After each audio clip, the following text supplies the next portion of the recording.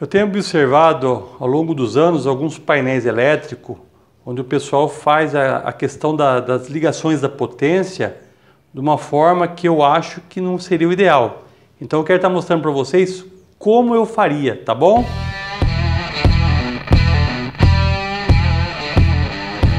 E aí pessoal, beleza? Nesse conteúdo eu quero estar mostrando para vocês uma dica sobre a questão de você fazer o seu circuito principal, tá? Aqui eu tenho um disjuntor considerado principal, eu tenho aqui meus disjuntores, motores, eu tenho aqui alguns motores, tá?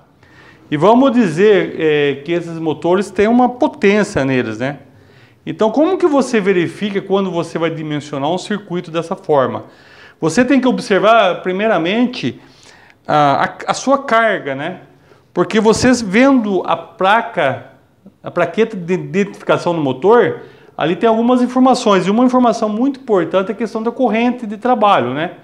Existem motores que têm várias tensões de trabalho que permitem você fechar. Então você, analisando um exemplo, nesse circuito 220, eu vou estar olhando na plaqueta do motor, o meu motor fechado em 220 volts, qual é a corrente dele.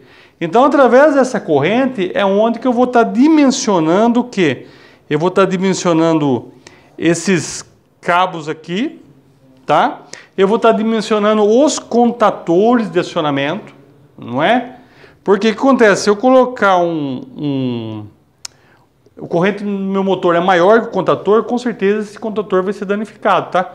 Também esses contatores, pessoal, precisa ver a forma que eles trabalham. Existem algumas categorias, mas nesse conteúdo eu não quero estar falando sobre isso, tá?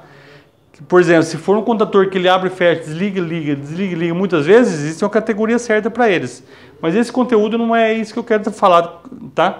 Eu estou falando do dimensionamento desses cabos, onde o contator está dimensionado em cima da corrente nominal do motor. Esses cabos estão dimensionados em cima da corrente nominal desse motor. E esse disjuntor, ele vai estar regulado na corrente nominal do motor. Um exemplo, se o motor puxa 10 amperes, eu vou colocar um disjuntor onde o meio da escala dele eu consiga ajustar com 10 amperes, entendeu? Nunca no final de escala e nunca no começo da escala. Você sempre dimensiona no meio da escala esse disjuntor, tá?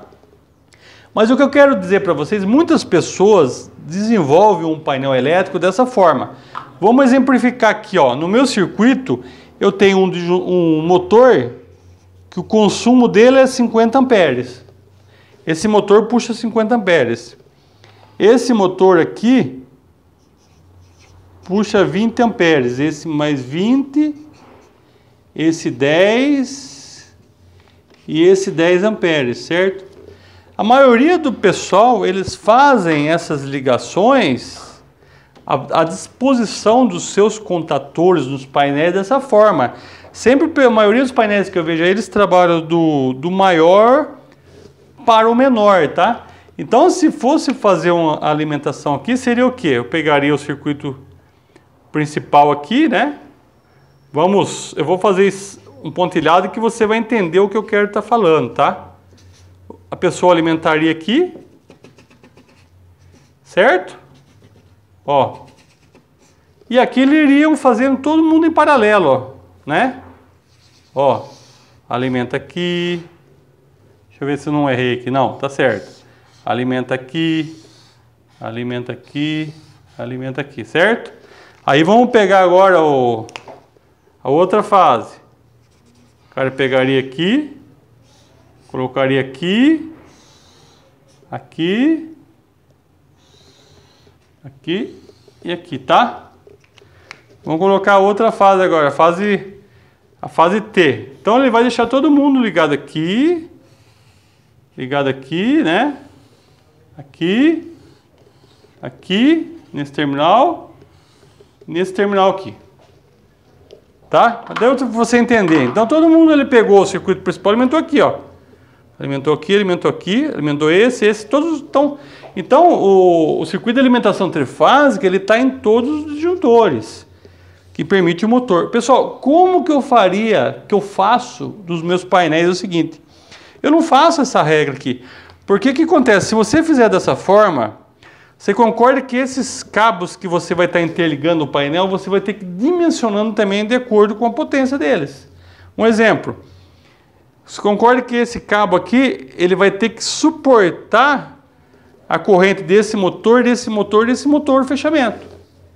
Então você tem que dimensionar, porque concorda, essa carga final, as somas disso aqui, vai sobrecarregar esses primeiros cabos de fechamento, tá? Então, como que eu faria esse meu painel, pessoal? Esse painel eu faria assim, ó.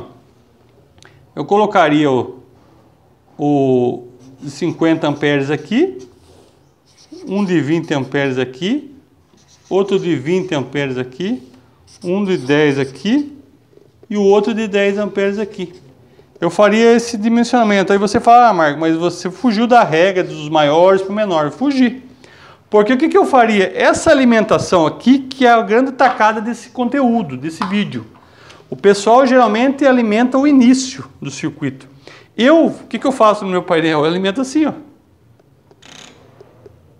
Ó, alimento esse aqui. Alimento esse aqui. Eu alimento no meio do circuito. Você concorda que, por exemplo, naquela forma que estava, vai ter que ter todas as somas. Aqui não, essa corrente ela vai dividir para lá e para cá. Porque os consumos, ó, estão balanceados. Então o que acontece? Essas bitolas de cabo aqui, elas vão ser muito mais finas, porque aqui eu vou ter que suportar, ó, 30 amperes. Aqui, 30 amperes, esses cabos. Então fica muito melhor, tá? Diferente que esse aqui, ó. Se você estivesse alimentando o primeiro aqui, ó, olha a corrente como que vai ter, vai estar super maior. Então eu alimento no meio. Aí você fala, ah, Marcos, mas esteticamente não fica legal. Fica beleza, pessoal. Tá bom? Independente se esse contator ser maior, esses contatores ser menores, não tem problema nenhum. O painel fica bonito, não tem esteticamente. E a nível, eu faço assim, eu alimento sempre com maior potência no meio. Então, se você faz o seu painel ou pretende fazer alimentando esse aí, eu vou alimentar o primeiro, aí o jumper do segundo, do terceiro, do quarto, faça isso, pessoal. Passe a alimentar no meio aqui. Porque o que você vai ganhar? Você vai ganhar que essas bitolas de cabos aqui vão ser muito mais finas e você não vai ter uma sobrecarga no final de linha, né? Vamos dizer assim, se você alimentar o primeiro. No meio fica muito melhor. Então aí você pode pensar, ah, Marco, mas eu posso fazer isso aí também num quadro de disjuntor, né? Num quadro de disjuntores onde eu não tenho motores? Sim, é só você avaliar a corrente elétrica que você vai estar aplicando em cada terminal e jogar aí no meio a maior potência. Então essa é uma dica onde o meu quadro, né, o meu painel elétrico de comandos elétricos dos motores, eu estaria fazendo dessa forma, alimentando o centro dele. O que eu quero, não quero que você fique se apegando aos valores que eu pus, ao conceito que eu fiz, tá? O que eu fiz? Aos conceitos. Então eu coloquei a maior carga no meio, porque eu tenho painéis que às vezes não é 5 circuitos, tem 10 circuitos, 30 circuitos, entendeu? Então você pode dessa forma. Aí você fala assim, ah, mas eu tenho aqui, você tem um circuito ímpar, né, Marcos? Então você consegue colocar 2 de cada lado. Mas beleza, mesmo que fique 3 de cada lado. Então a sobrecarga não vai ser tão grave. Então você pode pensar dessa forma, tá bom, pessoal? Então essa é uma dica, entenda o conceito e coloque em prática que vai ficar muito bacana os seus painéis aí. Tá bom? Um abraço!